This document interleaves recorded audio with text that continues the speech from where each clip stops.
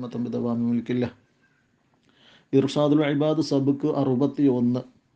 നിസ്കാരത്തിൻ്റെ കൈഫിയത്തുകളെ കുറിച്ചാണ് സംസാരിച്ചുകൊണ്ടിരിക്കുന്നത്. നിസ്കാരത്തിൻ്റെ ഫർദുകളിലേക്കാണ് നമ്മൾ കടന്നിരിക്കുന്നത്. അതിൽ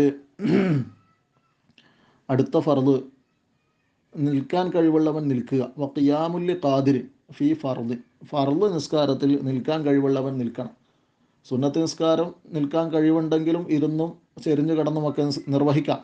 അതേസമയം ഫർദ് നിസ്കാരം നിൽക്കാൻ കഴിവുള്ളവൻ നിൽക്കുക തന്നെ വേണം. അപ്പോൾ സ്വന്തമായി നിൽക്കാൻ കഴിവുള്ള ഇല്ലാത്തവൻ മറ്റൊരാളുടെ സഹായത്തോടെ നിൽക്കണം. ഏതായാലും ഒരു നിലക്കും നിർവാഹമില്ലാത്തപ്പോൾ നിന്നതുകൊണ്ട് വല്ലാത്ത ബുദ്ധിമുട്ടുണ്ടെങ്കിൽ മാത്രമേ അടുത്ത ഓപ്ഷനായിട്ട് ഇരിക്കൽ അനുവദനീയമാകുന്നുള്ളൂ. അപ്പോൾ ഫർദ് നിസ്കാരത്തിൽ കഴിവുള്ളവൻ നിൽക്കുക, നിൽക്കാൻ കഴിവുള്ളവൻ നിൽക്കുക. അതാണ് വഖിയാമുൽ ഖാദിരിൻ ഫി ഫർദിൻ. വൽ ആജിസു അൻഹു, നിൽക്കാൻ അശക്തനായവൻ, നിൽക്കുന്നതിനെ തൊട്ട് കഴിവില്ലാത്തവൻ, വലൗ ബിനഹവി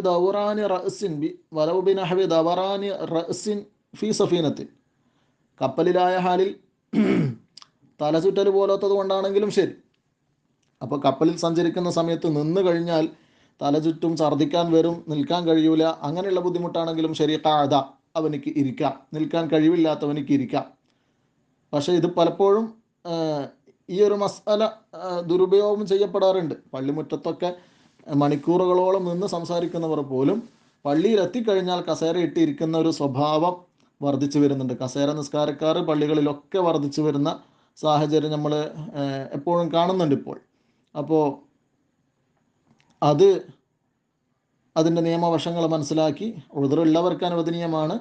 അല്ലാത്തവർ അത് ലാഘവത്തോടെ കാണുന്നത് ഒഴിവാക്കണം എന്ന് സാന്ദർഭികമായി ഉണർത്തുകയാണ്. ഖഅദ, നിൽക്കാൻ കഴിവില്ലാത്തവൻ അവനിക്കിരിക്കാം. സുമ്മൽതജ, പിന്നെ അതിനും കഴിയാത്തവനാണെങ്കിൽ ചെരിഞ്ഞു കിടക്കാം. സുമ്മസ്തൽഖ, അതിനും കഴിയാത്തവൻ മലർന്നു കിടന്ന് നിസ്കരിക്കണം. ചെരിഞ്ഞു കിടക്കുമ്പോൾ കിബിലക്ക് നേരെ നെഞ്ചും മുഖവും ഒക്കെ കിബിലക്ക് നേരെ ആക്കണം. മലർന്നു കിടക്കുമ്പോൾ കാലിൻ്റെ അടിഭാഗവും അതുപോലെ തന്നെ മുഖവും ഒരു തലയിണ വെച്ചിട്ട് മുഖം കിബിലക്ക് നേരെ പൊന്തിച്ച് വെക്കണം. ഇങ്ങനെയൊക്കെ നിന്നുകൊണ്ടായിരിക്കണം നിസ്കരിക്കേണ്ടത്. നിൽക്കാൻ കഴിവില്ലാത്തവൻ അടുത്ത ഓപ്ഷനായിട്ട് ഇരിക്കുകയും പിന്നെ അടുത്ത സ്റ്റെപ്പായിട്ട് ചെരിഞ്ഞു കിടക്കുകയും അതുപോലെ തന്നെ പിന്നെ മലർന്നു കിടന്ന് നിസ്കരിക്കുകയും ആവാം. അടുത്ത ഫർദ് വഖിറാഅത്തുൽ ഫാത്തിഹ, ഫാത്തിഹ ഓതലാൻ. ഞാനിങ്ങനെ പറഞ്ഞു പോവാൻ. മഅൽ ബസ്മല, ബിസ്മിയോടുകൂടി ഫാത്തിഹ ഓതണം എന്ന് പറഞ്ഞാൽ ബിസ്മിയും ഫാത്തിഹയിൽ പെട്ടതാണ് എന്നുള്ള അർത്ഥത്തിലാണ് പറയുന്നത്. ബിസ്മിയോടുകൂടി ഫാത്തിഹ ഓതണം. അപ്പോൾ ബിസ്മി ഒഴിവാക്കിയിട്ട് മറ്റ് മദ്ഹബുകളിൽ ചിലപ്പോൾ ബിസ്മി ഫാത്തിഹയിൽ പെട്ടതല്ല എന്ന് അഭിപ്രായപ്പെടുന്നവരുണ്ടാവാം. അപ്പോൾ ബിസ്മി ഓതാതെ അൽഹംദു മുതൽ തുടങ്ങുന്നവരുണ്ടാവാം. അങ്ങനെ തുടങ്ങിയാൽ നമുക്ക് സ്വഹീഹാവുകയില്ല. അപ്പോൾ ഫാത്തിഹ പൂർണ്ണമായും ബിസ്മിയോടുകൂടി ഓതൽ അത് നിർബന്ധമാണ്. കുല്ല റക്കായത്തിന്, എല്ലാ റക്കായത്തിനും ഫാത്തിഹ ഓതണം. ഇല്ല റക്കാത്ത മസ്ബൂക്കിൻ്റെ റക്കായത്തിൽ ഒഴികെ. മസ്ബൂക്ക് എന്ന് പറഞ്ഞാൽ ഇമാമിനോടുകൂടി ഒരു ഫാത്തിഹയ്ക്ക് പൂർണ്ണമായും സമയം കിട്ടാത്ത ഒരാൾക്ക് ഫാത്തിഹ ഓതണമെന്നില്ല. ഇമാം റുക്കോയിൽ പോയാൽ ഫാത്തിഹൻ്റെ മുമ്പ് അഉദു കൊണ്ടോ മറ്റു വജ്ഹത്ത് കൊണ്ടോ സുക്കൂത്ത് കൊണ്ടോ ഒന്നും ശുഗലാവാത്തവൻ അവനെന്താക്കാം, പിന്നെ ഇമാം റുക്കോയിൽ പോയ ഉടനെ അവനിക്ക് റുക്കോയിൽ പോവാം, ഫാത്തിഹ ഓതണമെന്നില്ല. അതേസമയം ഫാത്തിഹൻ്റെ മുമ്പ് സമയം കളഞ്ഞവനാണെങ്കിൽ എത്രയാണോ സമയം കളഞ്ഞത് അത്രയും ഖദർ ഫാത്തിഹയുടെ ഭാഗം കുറച്ചും കൂടി ഓതിയിട്ട് അവൻ റുക്കോയിലേക്ക് പോവാൻ പാടുള്ളൂ. അതൊക്കെ നമുക്കറിയാവുന്ന മസലയാണ്. ഏതായാലും മസ്ബൂക്കിൻ്റെ റക്കായത്തിൽ ഒഴികെ ബാക്കിയുള്ള എല്ലാ റക്കായത്തിലും എല്ലാവരും ഫാത്തിഹ ഓതൽ നിർബന്ധമാണ്. വയജിബു റിആയത്തു ഹുറൂഫിഹ, ഫാത്തിഹയിൽ അതിൻ്റെ ഹർഫുകളെ പരിഗണിക്കൽ നിർബന്ധമാണ്. വ മഹാരിജിഹ, അതിൻ്റെ മഹർജുകളെ പരിഗണിക്കണം. വ തഷ്ദീദാത്തിഹ, അതിൻ്റെ ഷദ്ദുകളെ പരിഗണിക്കണം. അപ്പോൾ ഹർഫുകൾ ശരിയായ രീതിയിൽ തന്നെ ഉച്ചരിക്കണം. ലാദു ലാ ആകാൻ പറ്റില്ല, ഖാഫ് കാഫ ആകാൻ പാടില്ല. മഹ്റജുകൾ ശ്രദ്ധിക്കണം, ഷദ്ദുകൾ ശ്രദ്ധിക്കണം. അപ്പോൾ ഷദ്ദുകൾ ഒഴിവായിപ്പോയാൽ ഫാത്തിഹയിൽ 14 ഷദ്ദുകളാണുള്ളത്. അത് ഒഴിവായിപ്പോയാൽ അക്ഷരങ്ങൾ ഒഴിവാകുന്നുണ്ട്. ഒരു ഷദ്ദ് ഒരക്ഷരമായിട്ടാണ് പരിഗണിക്കപ്പെടുന്നത്. അപ്പോൾ ആകെ ഫാത്തിഹയിൽ ഉള്ളത് നമുക്കറിയാം 156 അക്ഷരങ്ങളാണ്. അപ്പോൾ അതിൽ ഷദ് ഒഴിവായി പോയാൽ അക്ഷരങ്ങൾ കുറഞ്ഞു പോകും. ഷദ്ദുകൾ ശ്രദ്ധിക്കണം. ഇറാബിഹ അൽ മുഹില്ലിൽ മഅനക്ക് ഭംഗം വരുത്തുന്ന ഇറാബുകളെ ശ്രദ്ധിക്കണം. ഫാത്തിഹയിൽ അംത നോതേണ്ടടുത്ത് അംതു നോദിയാൽ മഅന മാറും. ഇയാക്ക നോതേണ്ടടുത്ത് ഇയാക്കി നോദിയാൽ മഅന മാറും. അങ്ങനെ അർത്ഥം മാറുന്ന ഇറാബുകൾ ശ്രദ്ധിക്കണം. അതേസമയം അർത്ഥം മാറാത്ത ഇറാബുകളാണെങ്കിൽ ഹറാമാവും, പക്ഷെ ഫാത്തിഹ ബാത്തിലാവുന്നില്ല. മുവാലാത്തുഹ, അതുപോലെ തന്നെ ഫാത്തിഹയുടെ മുവാലാത്തും നിർബന്ധമാണ്. ഫാത്തിഹ തുടർച്ചയായി ഓതണം. അതിൻ്റെ ഇടയിൽ നീണ്ട സുക്കൂത്തുണ്ടാവുകയോ അല്ലെങ്കിൽ അജ്നബിയായ മറ്റേതെങ്കിലും സീഗകൾ അദ്കാറുകളോ മറ്റോ കടന്നു വരികയോ ചെയ്താൽ അതൊക്കെ മുവാലാത്തിന് ഭംഗം വരും. അപ്പോൾ ഫാത്തിഹൻ്റെ ഇടയിൽ വേറൊന്നും പറയാൻ പാടില്ല, കുറേ സമയം മിണ്ടാണ്ടിരിക്കാൻ പാടില്ല. അപ്പോൾ തുടർച്ചയായി ഓതണം. തശഹുദി, അത്തഹിയാത്തിലും ഇതുപോലെ തന്നെ ഇതൊക്കെ ബാധകമാണ്. ഹർഫുകളെയും മഹ്റജുകളെയും ഷദ്ദുകളെയൊക്കെ ശ്രദ്ധിക്കണം.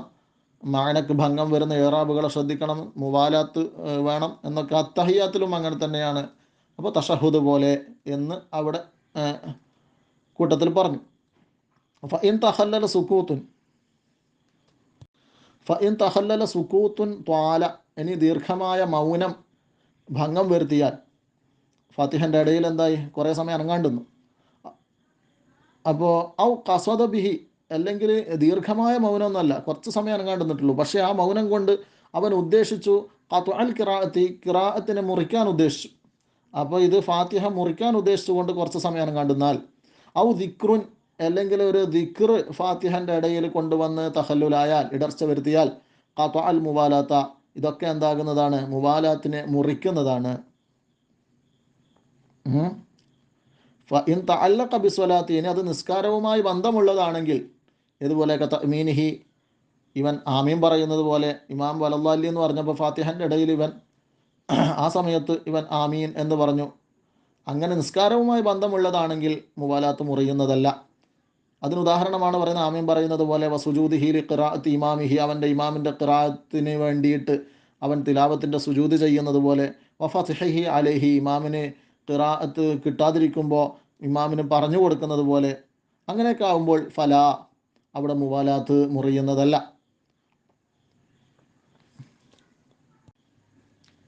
തർത്തീബുഹ, ഇനി ഫാത്തിഹയിൽ തർത്തീബും നിർബന്ധമാണ്. ഫാത്തിഹ തുടർച്ചയായി എന്താവണം? ആ തർത്തീബ് അനുസരിച്ച് തന്നെ, ഖുർആനിലുള്ള തർത്തീബ് പ്രകാരം തന്നെ വഴിക്കൊഴിയായി ഓതണം. അപ്പോൾ എവിടെയെങ്കിലും സംശയം വന്നാൽ എന്ത് വേണം? ആ സംശയമുള്ള ഭാഗത്ത് മുതൽക്ക് പിന്നെയും എന്താകണം? ശേഷം ഓതിയതൊക്കെ മടക്കി ഓതേണ്ടി വരും. തർത്തീബ് പാലിച്ചുകൊണ്ട് ഓതണം.